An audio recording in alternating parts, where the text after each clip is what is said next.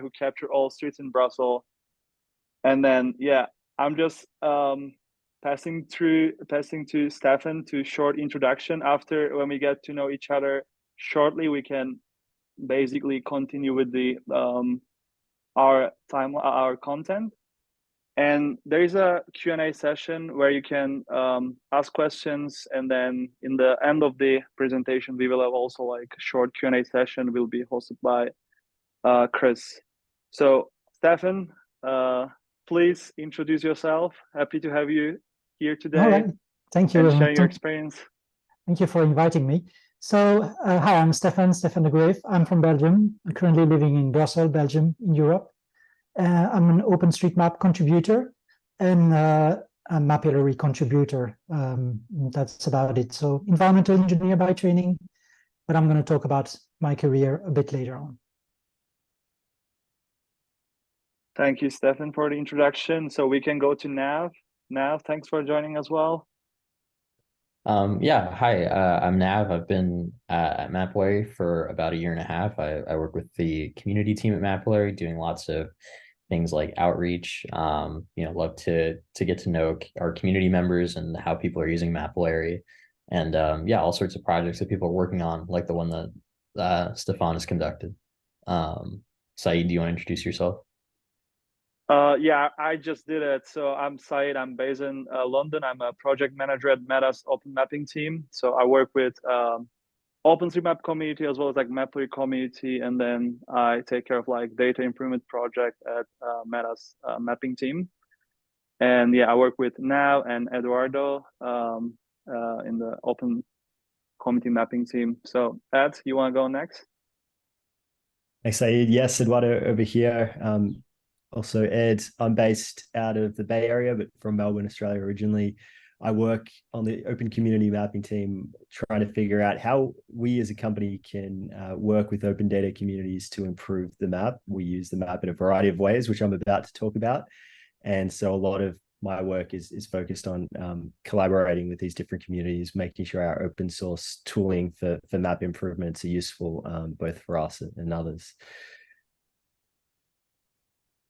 So I'm going to tell you a bit more now about what we're doing at Meta with maps. But Saeed, is there anything you wanted to run through on the agenda first?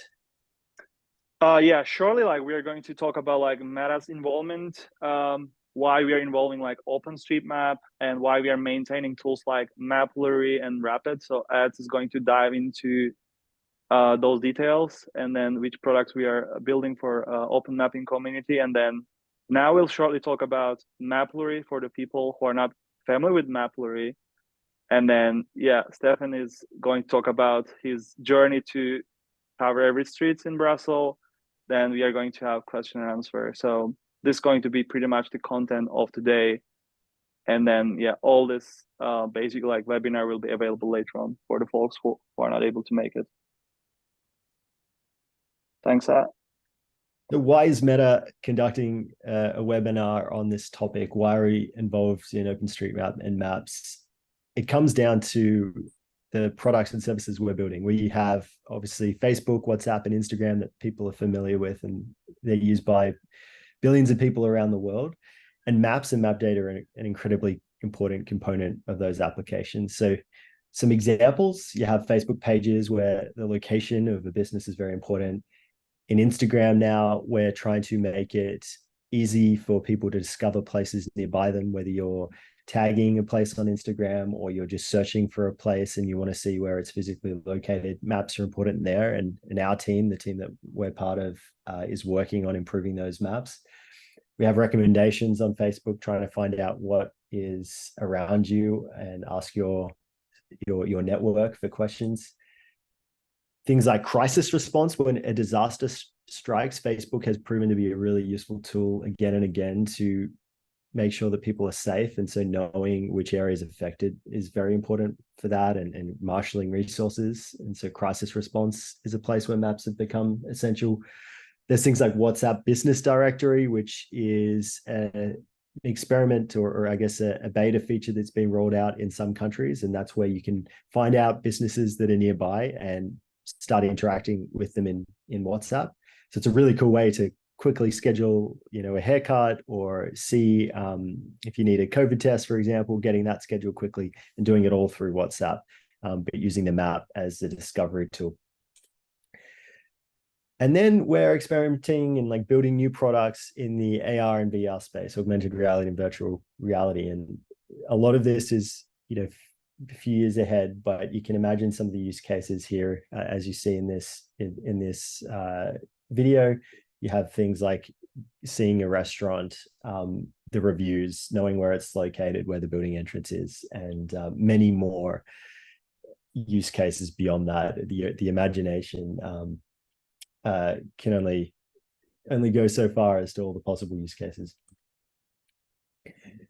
In terms of how we actually improve these maps, we have a few open data tools that we build, and open data products that we make available to others. So those are Mapillary, Rapid, and Overture maps, as well as daylight maps. And we're doing this because we believe that the best way to map the world is by collaborating and working with open data. The world is an incredibly big place. It's very diverse, and it's kind of naive for one company to think they can do it alone or just try to take the authoritative data route. Often the locals know what's best. And that's why I think we've seen open data wins when it comes to mapping the world. And so that's a critical part of our strategy and a critical part of the tools that we support. And an example of that is OpenStreetMap, which has been a very important part of our maps for many years now. And we contribute to OpenStreetMap, but we also take the data from there. We try to clean it up, and we serve it out to meet different use cases, which I spoke about earlier. So in terms of the whole pipeline of how we're building up maps, Mapillary is one input, and that's obviously the focus of today. Street level imagery, from which we derive, we use computer vision to derive map features, and now we'll get more into that. Rapid Editor, which is a powerful OpenStreetMap editor, which anyone can use, and that makes available data derived from AI, but also open data sets contributed by governments and companies, making a lot more data available to improve OpenStreetMap. There's Daylight Map Distribution, which was a project to clean up OpenStreetMap, to remove bad edits and vandalism. And that's something that is actually powering a lot of different maps now. Companies that are making map tiles and need to have confidence that the data is safe and bad edits aren't making their way in. Daylight leverages the pipelines that Meta has and other companies have to detect bad edits. And so it's a really good download, a distribution of OpenStreetMap if you're looking for a trustable source. And then more recently, you probably or hopefully heard about Overture, which is a multi-company collaboration. Meta started along with Amazon, Microsoft, and TomTom. And the idea here is to build maps that are fit for purpose. So open data that meets the emerging needs of companies, whether it's car navigation or the AI use cases I mentioned, or delivery. There's a lot of different use cases which we wanted to build open data specific for, and Overture supports that. And you can check out the releases that Overture makes on the Overture Maps website. So I'm going to pass it over to Nav now, and he's going to talk about Mapillary and give some context to the platform that Stéphane has been contributing to. Yeah, so for those of you who aren't familiar, Mapillary is the street level imagery platform that scales and automates mapping. So if we go to the next slide, so all the data that you see on Mapillary is totally crowdsourced, which means that every single street level image is contributed by members of like the Mapillary community, the mapping community at large, people that are involved with things like OpenStreetMap, and it's all available for anyone to view, anyone that accesses Mapillary. So if we go to the next slide, we can see, so in order to make using Mapillary as straightforward as possible, we support the ability to use any kind of camera to capture imagery as long as the images are geotagged, meaning they have GPS data associated with them. This includes the Mapillary apps on Android and iOS, which allow users to take street level images and upload them straight from their smartphone in one app with no added steps needed. We also support action cams, dash cams, and a slew of 360 cameras. Okay, so next slide. For images captured with higher quality cameras, we have straightforward uploading tools such as the desktop uploader and our command line uploader. The Mapillary desktop uploader lets users drag and drop folders of geotagged images and videos, which immediately start processing for display on Mapillary. And then on the next slide, you can see another noteworthy aspect of Mapillary illustrated, which is the data that gets extracted from images uploaded by users. So this diagram shows that images uploaded by the contributor network are processed by Mapillary, where 3D reconstruction occurs and object detections are extracted, with the latter being made available to all users viewing images on Mapillary. And so Mapillary extracts more than 1,500 traffic sign classes, and 42 street assets from the imagery uploaded by users. Users are then able to export this map data for their own use, including processing and visualization with Mapillary's suite of integrations, such as our plugin for Esri's ArcGIS Pro. And then my last slide is a little video that demonstrates 3D reconstruction and how map objects are located in a 3D space, based on images that users upload to Mapillary. And yeah, that's it for my introduction to Mapillary. So I'll hand it over to Stéphane whenever he wants to take over. Thanks, Nav. That was a great intro. And then, yeah, Stéphane, stage is Thank yours. you. I think everyone is expecting your presentation. And that's one of the challenge, or one of the most asked questions, like, okay, great, but how do I plan my data collection? So yeah, looking forward to learn more. Well, let's talk about it then. Awesome. All right, everyone can see my screen? Excellent. Yes. So Brussels in 360, easy street level image acquisition to enhance open knowledge and maps. So as I say, my name is Stéphane De Greef, and let's talk about a few things. So first of all, I'm going to talk about myself very briefly, don't worry. Then I'll tell you how I came to do this beautiful map full of blue lines. I don't know how many of you have already started mapping and uploading images with Mapillary, but it started with a day of data collection. But we're going to talk how it started. I'll talk about my gear. I'll talk about my workflow, how I transfer my data, how I plan my trips, and I think that's one of the things most people are interested in. My checklist before I go collecting information, what I do to collect this data in the field, and how I process all the stuff I've collected. So, a bit about me, Stéphane De Greef. So I'm Belgian, from Belgium, a small country in Europe you might not ever heard about, stuck somewhere between France, Netherlands, Germany, and the UK. I'm an environmental engineer, a master in environmental management. And for the last 20 years, I've been traveling and working all over the world, mostly in the tropics, Southeast Asia, South Asia, East and West Africa, and Latin America. So I've been all around the place, doing a lot of very cool projects. And currently I'm back in my home country, but I don't know for how long. I'm passionate about maps and crazy about maps. I'm crazy about data, photography, exploration, information management, and a whole lot of other things. I mostly work in human rights, environment, archaeology, a lot of different topics, usually related to data and maps. I'm passion-driven, crazy about maps, and I'm currently mostly using a bicycle to travel around Belgium. I don't own a car anymore for the last 15 years, I believe, and I've just cycled all over the place. So that's about me. So where am I at the moment? Right there, Belgium. So Europe, and let's zoom in. So you see Belgium is that tiny country up there. None of you has been there. It's okay. You don't miss much. And in Belgium, I'm in Brussels, so the top circle there. That's the capital city. So capital city, Brussels capital region. It's 161 square kilometers. Pretty average capital city for Europe, I believe.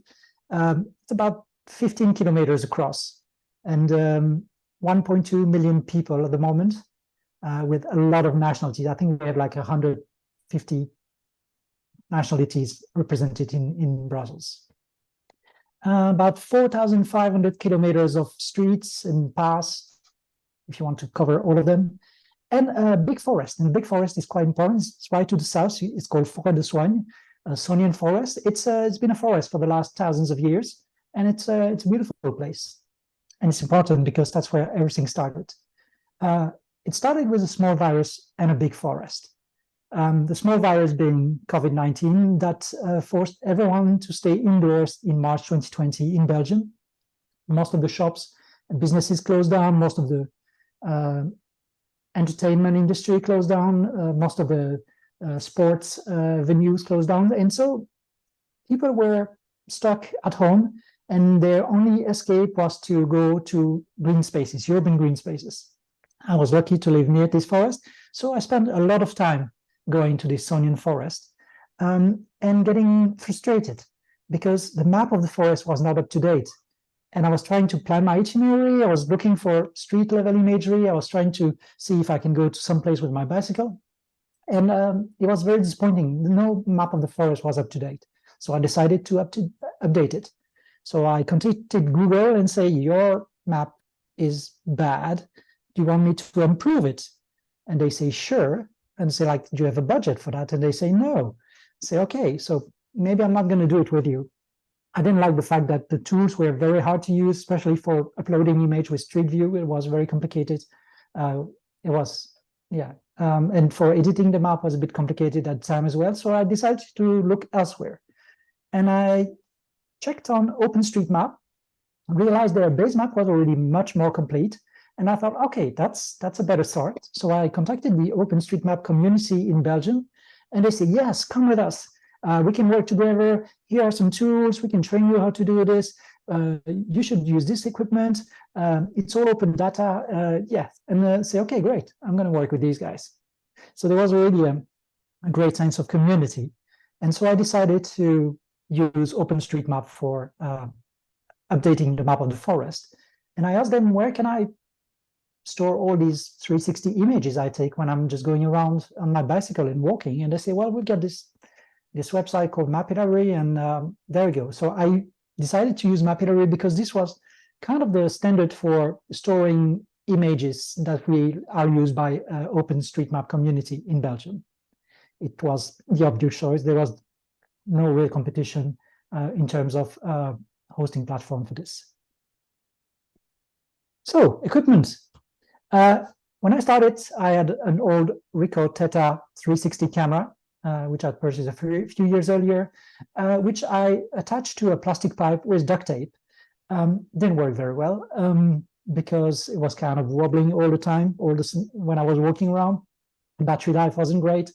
So after a few months of trial, I say, okay, we need to upgrade the gear. And I got myself a GoPro Max on a selfie stick, which I was putting at the back behind me in a backpack, which was a good start. It was providing a very high point of view, but because it's on a stick and I was walking around and cycling around, it was also swinging from one side to the other, making it very difficult to keep images nice and horizontal. So I decided to move to another system using a bike helmet and an helmet mount from GoPro, which was pretty good. I added some bits, extensions. I added some zip ties because the helmet mount was kind of getting loose after a while. But yeah, so very basic stuff. Camera was, I think, about 400 euros. The mount was very cheap as well. So yeah, altogether less than 500 euros equipment. I tried with some lens protection, like little transparent bubble you put in front of the lenses. Wasn't happy with it because it was really blurring the images. It was making the road sign a bit blurry and hard to read. I tried with different extension under the camera to make it a bit higher or lower, because if it's higher, you don't see the helmet as much, but it kind of has a momentum. So when you move in the head, it's kind of hard on your neck. So I had to adjust all of that. About a fairly big 64 gigs memory card, and add some extra batteries, something to hold my phone on my bicycle, and USB power bank much needed, because not for the GoPro, but for my telephone, which was not able to give me a full day of work because the screen was always on with the map. So that's for my equipment. So how do I proceed? Well, first of all, I'm planning my trip. Okay, tomorrow I'm going to do some maps. I'm going to go to some area and go from here to there, to there, to there, just going back and trying to see how I can maximize the street I'm crossing while minimizing the redundancy in the street I do twice or three times. I prepare my gear, and then I spend usually a few hours or a whole day acquiring images. So I can do between 20 and 100 kilometers in one go. And so that's thousands and thousands of images. When I go home, just transfer all the images to my computer on a hard disk. So I'll get a backup, and then I check which images I need to keep, which one I'm going to upload, and then I upload them using the desktop uploader, because I'm not really good at command lines. It's okay. And then a few days later, they show up on Mapillary. I can check my work is done, and I can see if I missed a small street somewhere. So it's a very basic workflow. So how do you actually plan your itinerary? Well, we all come from different countries, different cities. Brussels is kind of a mix of nice straight roads and little winding streets, which are cobblestones in the city center. And so depending on the design of your city, if you're living in a recent American city, it's fairly easy. All the streets are straight and in one direction and in the other. If you're living in the middle of Rome or some remote villages in another country, you might have a different way to plan this. But this is how I do for Belgium. So first of all, you need to define your area of interest. My area of interest was the whole capital, so that was fairly easy. I started initially with the whole forest, and then I extended a bit beyond. You need to define your objective. What do you want to capture? Do you want to stay on the street? Do you want to see the bike paths? Do you want to see the parks or the green spaces? You really need to define, prior starting, you need to define what you want to capture, what is needed. Yeah, so you can capture just the roads, you can put the camera on your car or cycle like me. You can decide to capture the green spaces in the parks, which are usually not found on Google Street View, for example. Or in my interest, you can capture cycling lanes, because I wanted to highlight where the safe cycling lanes were and where they were really missing. You need to ask yourself, are you allowed to go to all these places? Some places are off limits for the public, some places are off limits for cyclists. Some people are just restricted areas. You may not have permission to photograph everywhere. Government buildings, military installations. There are many reasons why we can't photograph certain places. And you have to ask yourself, will I get in trouble if I go there? Will I get in trouble if I take photos there? And if you're not sure about these answers, well, get in touch with your OpenStreetMap community. They know the area. They will tell you most likely if you can go there, or if it's needed, or if it's allowed. So yeah, the best is to get in touch with your OpenStreetMap community to be sure that what you're doing is going to be of use to other people. So this is what one of my daily itineraries look like. So for planning my trips, I'm using an app called Commut.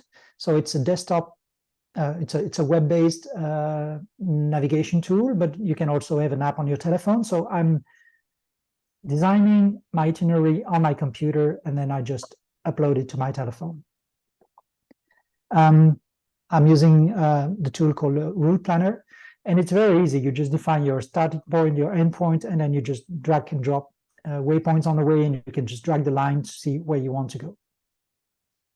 The routing is basically based on OpenStreetMap. So sometimes there are areas you might have a street which is missing on this map. It's entirely possible that the permission for certain streets is incorrect, and so it tells you can't go there cycling. But when you're right in front of the place, you realize it is actually okay. And that's what it's. I mean, it's quite interesting to use OpenStreetMap, because it will tell you also how up to date the map is. So just planning the itinerary, you will be able to create OpenStreetMap already.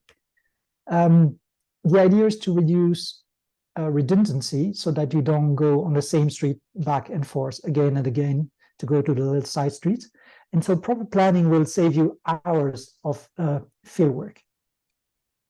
Consider time and distance, like how long are you going to go, how many kilometers you can ride, how many hours do you have. It can take, like I would say, it takes me about 6-7 hours to go for 100 kilometers. But of course, you can start very small, 5 kilometers an hour. Usually, average speed when I'm going around is about 10 to 15 kilometers per hour on my bicycle. You have to consider daylight. You don't want to go too early in the morning when there's not enough light. You don't want to be going too late because the image quality will just degrade.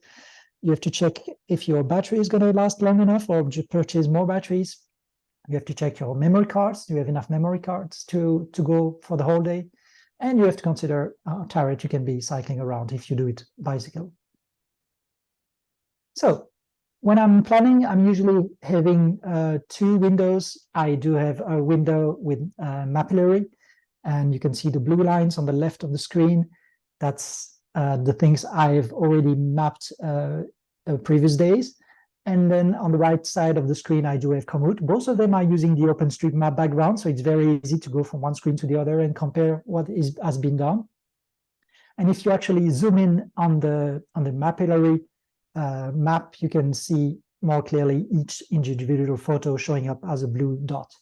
So I'm looking at what I've done. I'm looking at what I need to do, and then I start clicking, okay, I'm going to go this way, go this way, go this way. And there are different ways you can define your itinerary. There's no right or wrong way.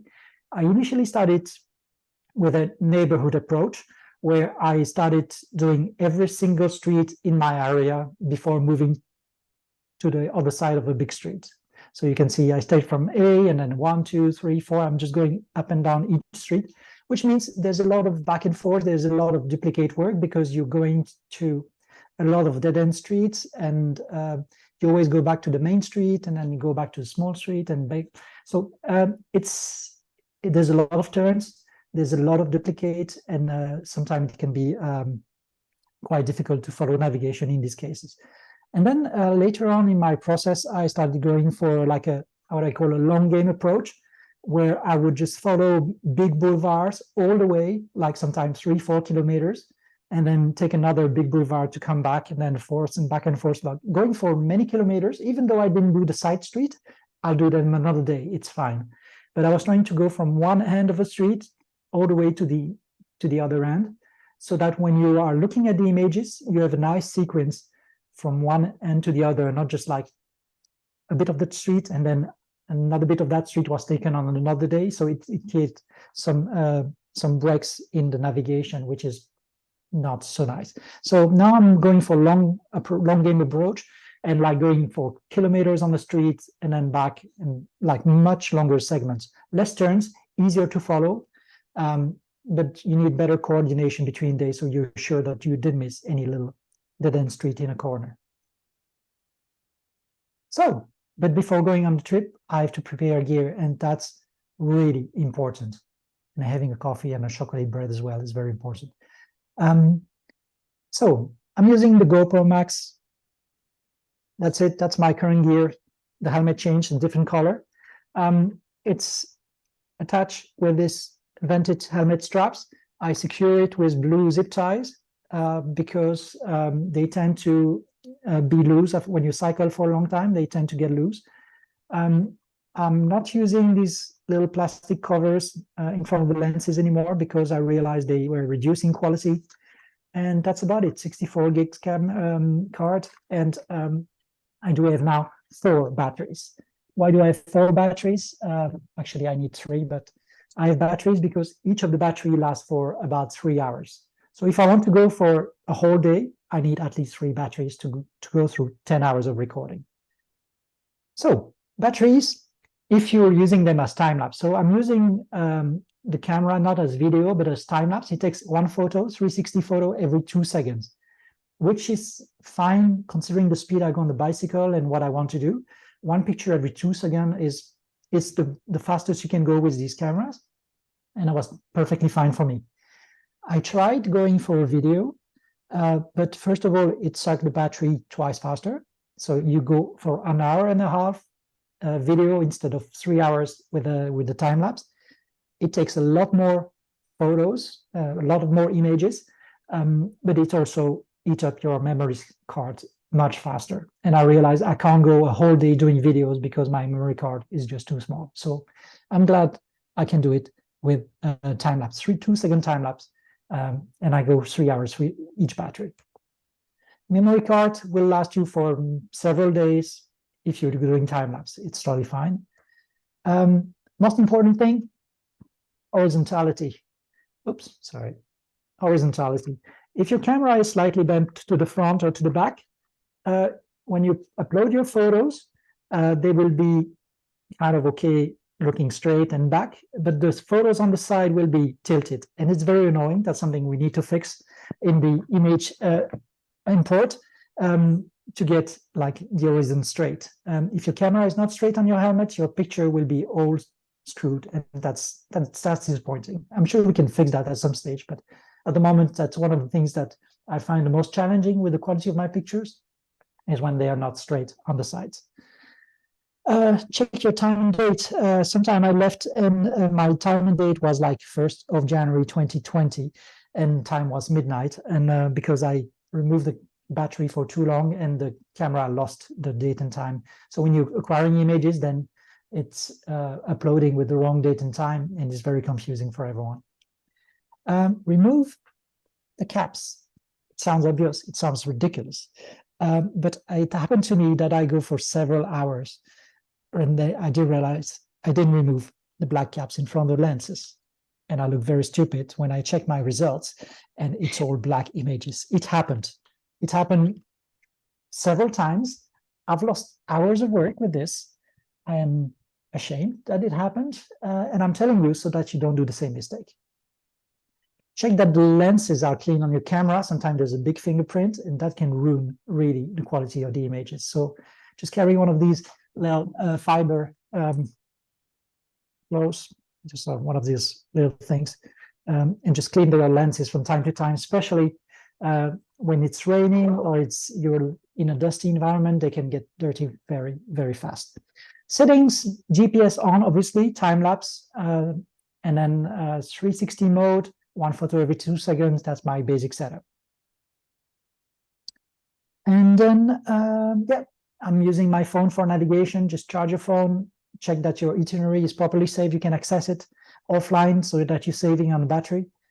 And I'm usually having a power bank, which help me charge my phone or charge my GoPro. If I'm going for a lunch break, I can quickly recharge my camera and my telephone. Food, drinks, sunscreen, bike tools, yeah, you name it. If you're going for several hours, all of that is useful.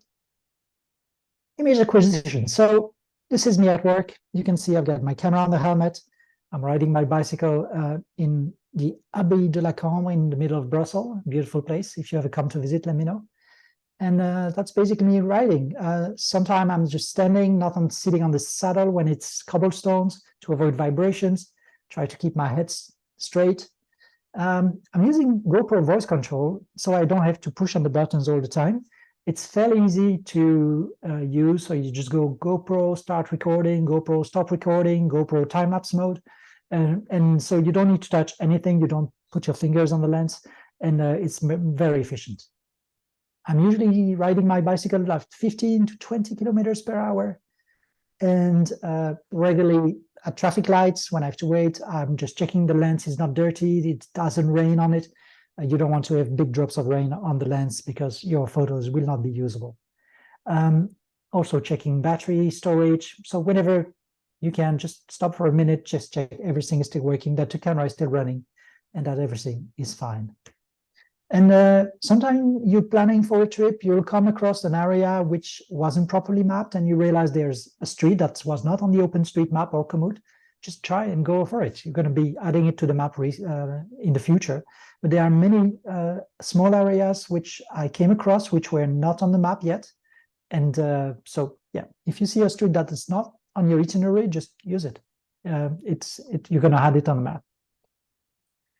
Once I've done all of that and I come home tired and sweaty with my memory card full of data, I transfer everything to my computer. So I'm using a SD card reader, transfer it to my computer. I create a copy on an external hard disk so that if my computer crashes, I don't lose all my work at that time.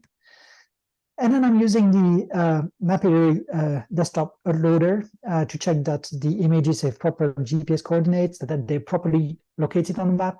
I'm checking if I didn't by mistake record 20 minutes in my living room when I came home. And I can just delete all the extra photos that I don't need, the one with bad quality, the one with lens cap on and all that stuff, so that they don't end up on the Mapillary website. So yeah, you can do a quick check, be sure that all the photos are fine, you remove the problematic ones, and then you upload your images. And when I'm uploading images, that's thousands of them, and that's usually overnight, that takes hours. And then a few days later, you can just check that your images are properly uploaded and that you can see them and that the date and times are right. And that you can tell all your friends, especially at OpenStreetMap, hey, I finished that area, you can go and map now. And that's very rewarding when they tell you, oh, right, that's great. Thank you so much. So I do it. And then don't forget to format your micro SD card, because if you use it several days in a row after using Mapillary, sometimes the SD card has some extra logs written on it, and it can mess up with the recording. And when you go with the same card days after days after days, it may look like you're recording, but the data may end up being corrupt. So don't forget to format your micro SD card regularly. Once you've done all of that, you can see that all your images are on Mapillary, and you can see all the stuff that are being digitized. So we talked about it already before, but it's going to recognize traffic lights, road signs, benches, garbage bins, bicycle lanes, bicycle parks, loops to attach your bicycle. All of that will be spotted by the website, and you can then use that to update OpenStreetMap. So what does that do? Well, I created a digital archive of what Brussels was in 2022, 2023. Other people have been doing this in Brussels. Philippe, who was the first to join this the webinar today, has been doing that for many years. He's probably the biggest contributor for Mapillary in Brussels in Belgium. So a lot of people are doing this. It creates an image of what the city was like at the time. It's great to go back to pictures from 2015 and see how much it changed. It's really useful for people of OpenStreetMap who are not always out in the field to update the map, and they're really glad to have an image of a certain area, especially after a construction work or a park that has reopened. They don't have to go there, they can just look at the images and update the map based on that. I use pictures a lot for advocacy for cycling infrastructure, to show good and bad example of cycling infrastructure, and to communicate with authorities about where they should improve infrastructure for the safety of cyclists and pedestrians. It's great also for accessibility of persons with disabilities. You can see where all the ramps are, which sidewalks are accessible or not to person in a wheelchair. So all of these images are really useful for this purpose. It can be used for assessment and planning for mobility improvement. We do have this agency called Brussels Mobility, who can now look at all these pictures and see where they can work on sidewalks, on pedestrian crossing and all that stuff. It's good for tourism, good for environment, good for economics. There's plenty of uses for these images, but I'm not going to go into that. I'm just the guy taking the photos. So I think that's about it for me. How am I doing for the time? I think we are doing pretty good with the time. Thank you so much for the very comprehensive workflow from gears, and then planning your data collection, and then how you basically like coordinate your capture, as well as tips and tricks to avoid like bad data. And one of the most common questions we got over the chat around like horizon leveling, you actually give answer when you were sharing the tips that you need to keep your head straight. Yep. Yeah, this is something like we are aware of it. Yeah, And that's really, like, yeah, currently we don't do like horizon leveling, and then but this problem can be solved by computer vision, since we are relying on like structure from motion. There's some plan to basically like post-process and then keep the horizon level straight. And that's my number one I need request. to check with the team like what's the timeline. But yeah, we are aware of this issue, and then we should definitely like release this support pretty soon. Yeah, stay tuned for this, and then we will definitely share more updates as soon as. But I know that there has been some plans to bring this feature back, and then also I want to say thanks to Stefan that he just gave shout out to Philippe. He's on this call, and Philippe has actually captured like pretty much all Belgium, like, and he's mapping like the libertation points, particularly like he has recently updated his OSM wiki page. I will definitely share this over the chat, so you can just look into his profile as well. One of the super powerful contributor to Mapillary and OpenStreetMap. I don't think anyone Thanks. collected more images than I needed. He's definitely a legend locally. Yeah, I think he contributed more than 13 or 18 million images. That's absolutely stunning. We are having like a couple of questions. So Chris, you wanna take some of those questions verbally? Yeah, we've got a few for Stéphane. First one was, let's see, maybe that one disappeared. Did you have to get a permit from the city to do your mapping? No. In Belgium, it's fairly, the rules are such that you can go around and take photos like this. There are some areas where it's restricted, of course, you can't go around private property, but as long as you're on, it's fair game. If you can see it with your eyes when you're walking the street, it's fair game. You can't go in private properties. You can't go around military areas, obviously, and NATO and all that stuff. But otherwise, it's fairly permissive in Belgium. We do have restriction related to use of drones, but not, as far as I know, street level imagery. Yeah, I believe another user was looking at capturing in Dublin, Ireland, which generally you can just go ahead and use Mapillary there and capture, but for doing it in kind of a more visible way with a 360 camera, they do also issue a permit for this. So I'm not sure if it's entirely required, depending on how. Yeah, I mean, local regulations, yeah, are very different from a country to the other. Here, a lot of cyclists are going around with a camera on their helmets just for safety reasons, for, you know, as a dash cam. So it's not, it doesn't raise an eyebrow when you're walking around with a GoPro on your helmet. Yeah, and related question for you: did you receive any unpleasant comments or actions from people while you were filming if they noticed you, which I think is a common. Yes, it happened. It happened that people were worried about their privacy. So I was explaining.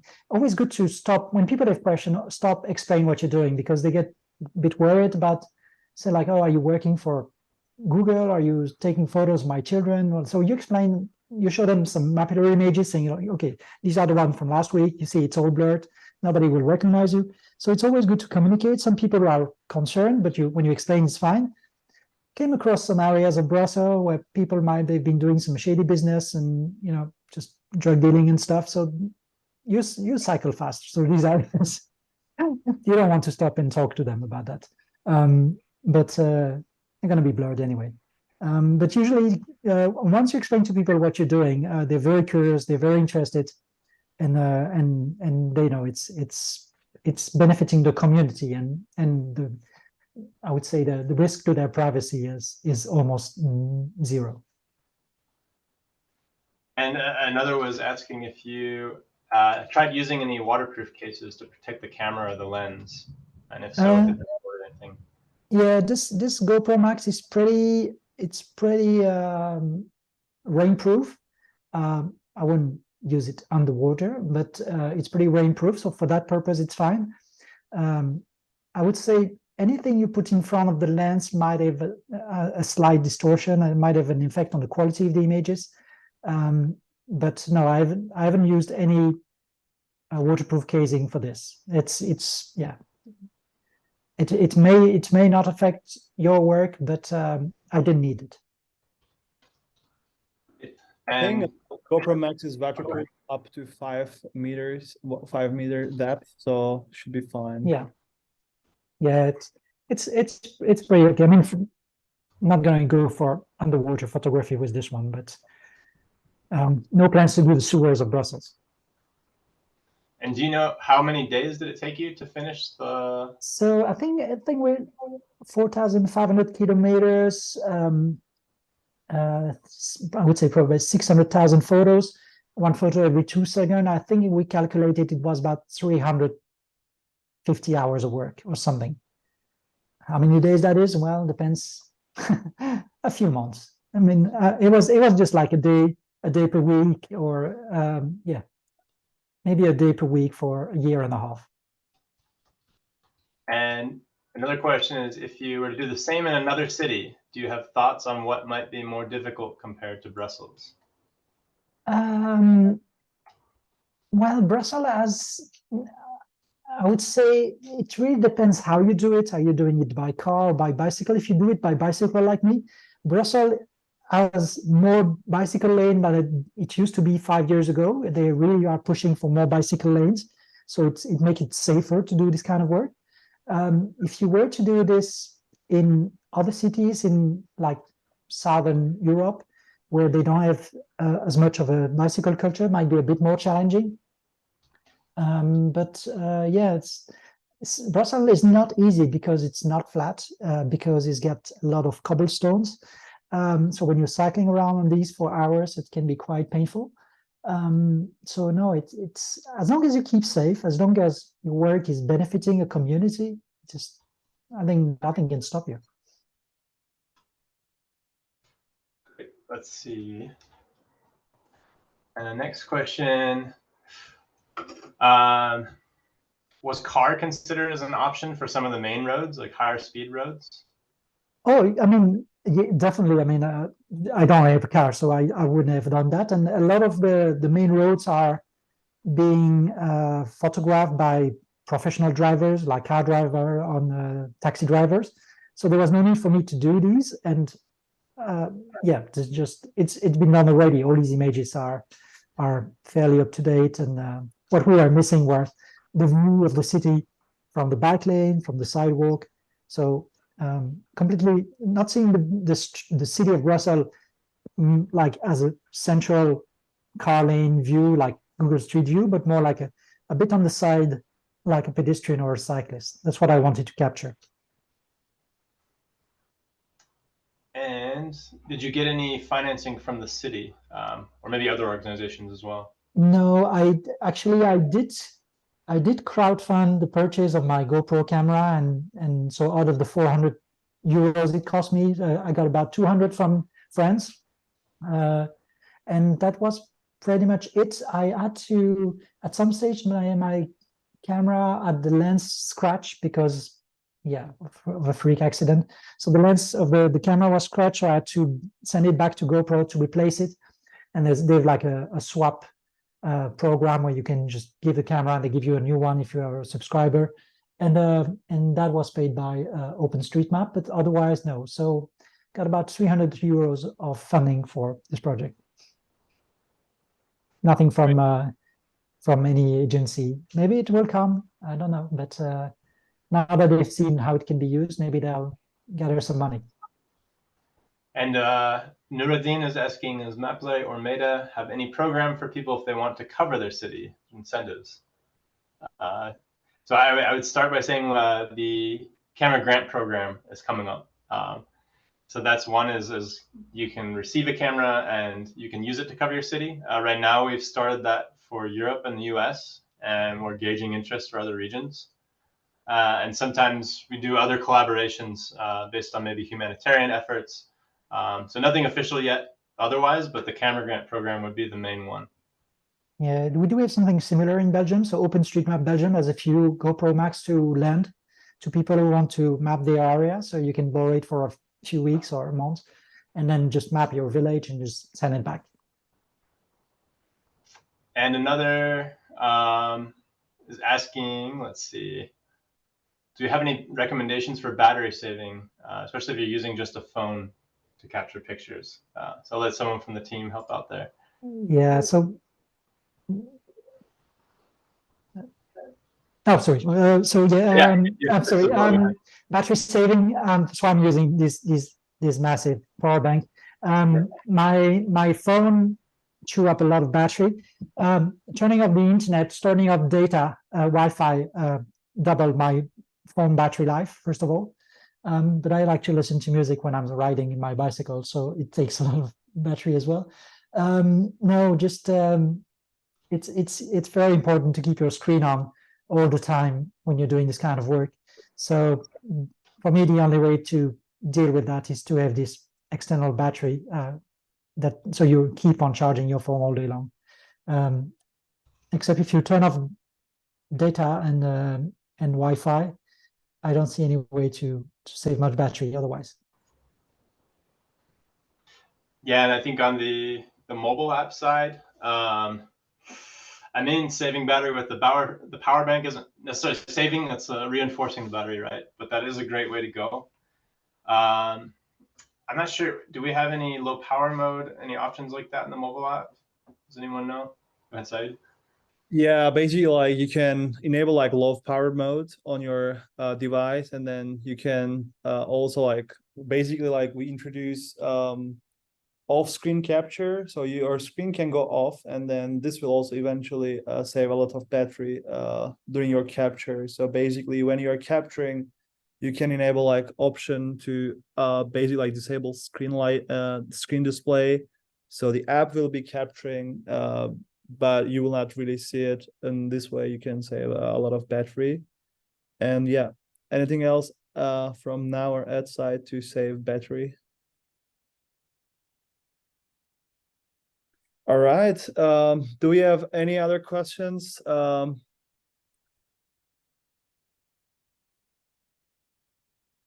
there is one question around copyright of the images.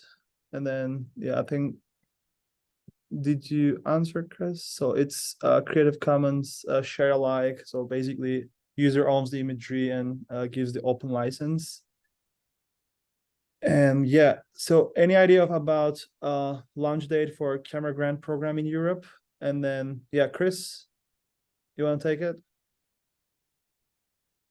I saw that. No, you're I think muted. I saw that like. Okay. Yeah, go ahead, please. Oh yeah, I'm not sure on the exact date myself. Ed probably has the best idea, but it might be to be announced still. Yeah, and so in terms of Europe, Belgium is about to take the cameras soon. So OpenStreetMap Belgium is our partner in Europe, helping to distribute cameras to other countries in Europe.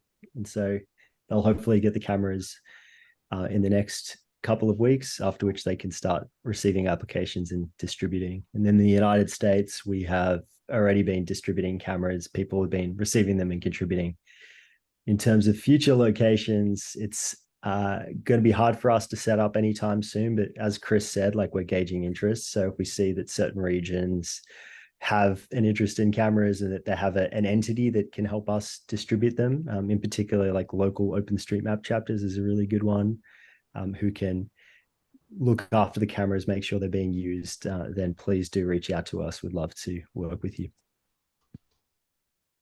I can take the question about the 360 event in Rome. Yes, we are sponsoring the 360 event in Rome as well as a Mapillary, and then yeah, we'll be joining the event.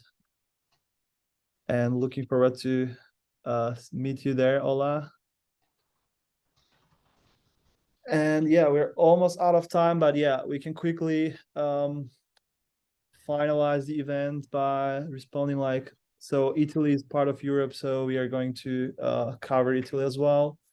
And then we are also working with Municipality of Milan for some of the pilot project for improving 360 coverage in Milan. And regarding like the question from Mike, so is there any like large capture project with the Insta360 X3? And currently we are working on bringing like support for Insta. So it's going to be support on desktop uploader. So we are doing like some testing. So it's almost there. So, but in my top of mind, I cannot really tell directly like if we have any like large scale capture. But I know that there Insta Pro 2 and then Insta Titan imagery on Mapillary at large scale, some part of like US, and then we have like imagery in Tanzania captured by Federico. So yeah, and then we will keep you posted, and as soon as we have this feature, we will definitely make some noise and announce it. All right, let's wrap up here. Thank you so much for joining us today and then listening the journey of Stéphane to capture all streets in Brussels. That's absolutely amazing work. Thanks, Stéphane, for doing this. And then this is super inspiring. And then, yeah, and then looking forward to chat you more. And then, yeah, thanks, thanks, team, for Thanks, everyone. sharing your experience with our guests. So recording will be available shortly. So we record this event and then, yeah, we will upload our YouTube channel